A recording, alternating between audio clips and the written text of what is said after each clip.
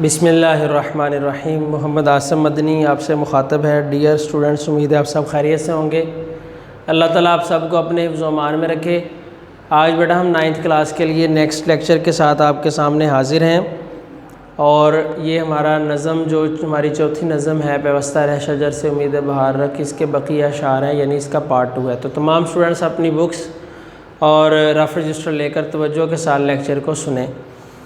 یہاں پر علامہ اقبال صاحب مسلمانوں کو ایک استعاراتی پیغام دے رہے تھے، وہی ہم بات کر رہے تھے۔ پہلے 3 اشعار ہم نے اچھے سے حل کر لیے تھے۔ آئیے ہم نیکسٹ جو اشعار رہتے ہیں آپ کے ان کو دیکھتے ہیں۔ شعر نمبر 4 ہے، جو نغمہ زن تھے خلوت اوراق میں طیور، رخصت ہوئے تیرے شجر سایہ دار سے۔ نغمہ زن کا مطلب ہے نغمے گانے والے، گیت گانے والے۔ خلوت اوراق، اوراق ورق کی جمع ہے، ورق کہتے ہیں اوراق کہتے ہیں پتوں کو، خلوت کہتے ہیں تنہائی، یعنی درختوں کے اوپر پتوں میں بیٹھ کر جو پرندے نغمہ زن تھے، گیت گاتے تھے، طیور پرندوں کو کہتے ہیں۔ رخصت ہوئے چلے گئے تیرے شجر سایہ دار سے، تیرے سایہ دار درخت سے وہ چلے گئے۔ یہاں پر علامہ اقبال صاحب نے بہت اچھے طریقے سے ایک بات سمجھانے کی کوشش کی ہے، آپ بھی سمجھنے کی کوشش کریں۔ جب باغ میں بہار ہوتی ہے، علامہ اقبال صاحب ایک مثال دے کر ڈریس کرنا چاہ رہے ہیں، نوجوانوں کو سمجھانا چاہ رہے ہیں۔ آپ بتائیں کہ جب باغ میں بہار ہوتی ہے، ہر طرف پھول کھلے ہوتے ہیں، جو درخت ہیں وہ پھولوں سے، پتوں سے، پھلوں سے لدے ہوتے ہیں، ہر طرف جو ہے وہ خوبصورتی ہی خوبصورتی اور لہلہاتے باغات نظر آتے ہیں، اور ان درختوں کے گنے پتوں میں جو پرندے ہوتے ہیں وہ بیٹھ کر اللہ کی حمد و ثنا بیان کرتے ہیں، طرح طرح کی آوازیں نکالتے ہیں، اور وہ کیا پیغام دیتے ہیں؟ وہ ہم مسلمانوں کو، انسانوں کو پیغام دیتے ہیں، اذانیں دیتے ہیں کہ اٹھ جاؤ غافلو، اللہ تبارک و تعالیٰ کا ذکر کرو۔ آپ کے گھر میں درخت ہو تو صبح صبح وہاں پر چڑیاں اور چھوٹے چھوٹے پرندے ہوتے ہیں، اور وہ کیا کرتے ہیں؟ بہت زیادہ بولتے ہیں، بہت زیادہ آوازیں نکالتے ہیں، اور ان کی آواز اتنی بھینگی بھی نہیں لگتی، بری بھی نہیں لگتی۔ وہ کیا کر رہے ہوتے ہیں؟ وہ اللہ کی حمد و ثنا بیان کر رہے ہوتے ہیں، اور وہ یہ پیغام دینا چاہ رہے ہوتے ہیں کہ غافلو اٹھ جاؤ، تم بھی اللہ تبارک و تعالیٰ کی حمد و ثنا بیان کرو۔ تو یہاں پر علامہ اقبال صاحب نے جو نغمہ زن تھے اس سے مراد لیا ہے مسلمان اہل علم۔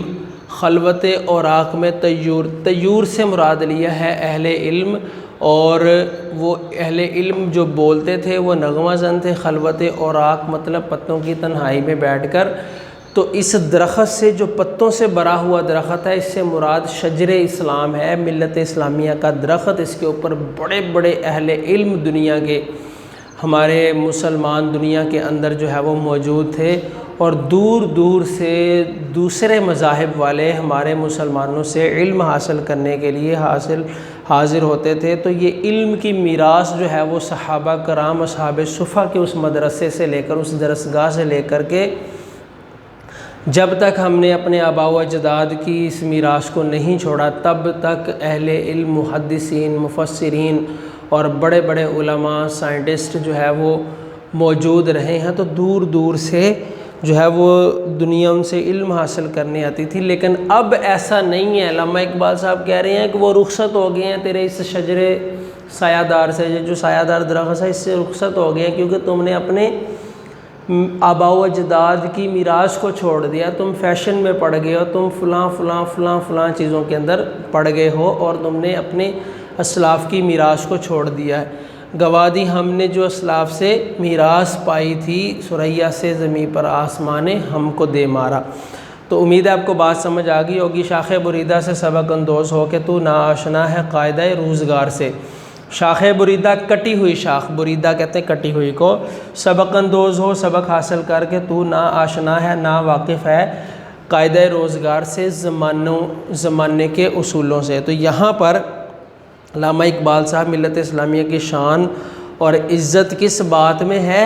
اتفاق و اتحاد میں ہے، درخت سے جڑے رہنے میں۔ شاخ بریدہ کٹی ہوئی شاخ جو درخت سے کٹ گئی ہے، سوکھ گئی ہے، تو جو اسلامی مملکت اپنے اتحاد سے نکل جائے گی تو وہ ایک سوکھی ہوئی شاخ کی طرح کہ کوئی بھی اس کو اتار کے لے جائے گا۔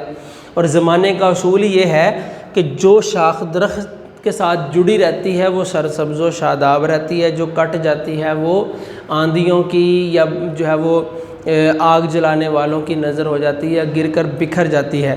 تو جب تک مسلمان شجر اسلام سے جڑے رہے تب تک ان کی طاقت پوری دنیا میں مانی جاتی رہی، اور جب شجر اسلام کو گھن لگنا شروع ہو گیا اور طرح طرح کی دیمک جو ہے وہ اس کے ساتھ چمٹ گئی اور مسلمانوں کو علیحدہ علیحدہ کر دیا، تنہا ہو گئی، تو پھر اس وقت یہی حال ہوا جو کہ شاخ بریدہ سے ہوتا ہے۔ تو علامہ اقبال صاحب ناصحانہ انداز میں یعنی سمجھاتے ہوئے مسلمانوں کو یہ بات سمجھا رہے ہیں کہ اپنے اسلاف کے افکار و اعمال کے ساتھ اور ان اپنی اسلاف کی میراث کے ساتھ جڑے رہو تو پھر تم کیا ہوگے، کامیاب ہو جاؤ گے، نہیں تو پھر تم ناواقف نظر آ رہے ہو دنیا کے اصولوں سے۔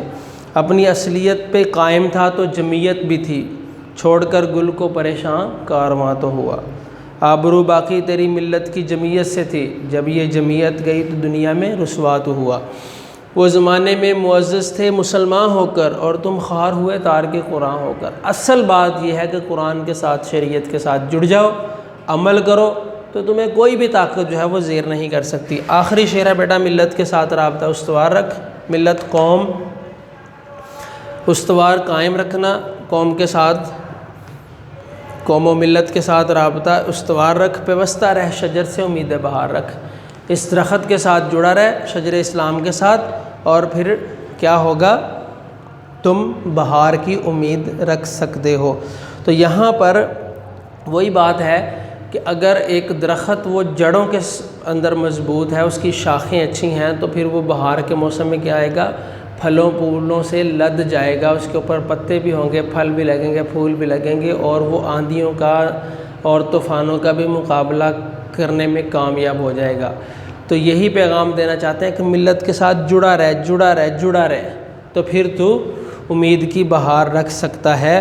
اور اسی طرح ہمیں تو قرآن نے بھی حکم دیا ہے کہ وَاعْتَصِمُوا بِحَبْلِ اللَّهِ جَمِيعًا وَلَا تَفَرَّقُوا، اللہ کی رسی کو مضبوطی سے تھام لو اور تفریقہ نہ کرو۔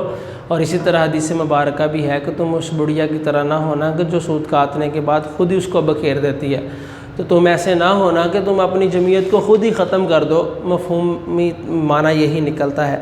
اور پھر کیا کرنا ہے، شجر اسلام کے ساتھ محبت کرنی ہے، حضور صلی اللہ علیہ وسلم سے محبت کرنی، اپنے ایمان کو مضبوط رکھنا ہے، اللہ پر یقین کو مضبوط رکھنا ہے کہ محمد سے وفا تو نے تو ہم تیرے ہیں، یہ جہاں چیز ہے کیا لوح و قلم تیرے ہیں۔ تو اس نظم میں علامہ اقبال صاحب نے بہت عمدہ پیغام دیا ہے۔ ہم سب کو بھی چاہیے کہ ہم ایمان کے ساتھ، ایمانداری کے ساتھ، سچائی کے ساتھ اور اسلامی تعلیمات پر عمل کرتے ہوئے اپنی زندگی گزاریں انشاءاللہ۔ اللہ تبارک و تعالیٰ ضرور ہمیں بھی غالب فرمائے گا۔ تو یہ بیٹا آپ نے کیا کرنا ہے، یہ اچھے طریقے سے کرنے کے بعد اس کے مشقی سوالات ہیں، معروضی ہے اور کچھ الفاظ معنی جملوں میں استعمال ہے، اس میں قافیے کی نشاندہی کرنی ہے، اشعار کی تشریح وہ آپ کر چکے ہیں، واحد جمع آپ نے بنانے ہیں، تو یہ آپ کی مشق جو ہے وہ کمپلیٹ ہو جائے گی۔ کچھ متضاد الفاظ ہیں تو یہ آپ نے خود اس کی مشق حل کر لینی ہے، اور اچھے طریقے سے اس کی تشریح آپ متعلقہ گرامر سے بھی کر سکتے ہیں۔ انشاءاللہ تعالیٰ نیکسٹ لیکچر میں آپ سے دوبارہ ملاقات ہوگی۔ اپنا خیال رکھیے گا، اللہ حافظ۔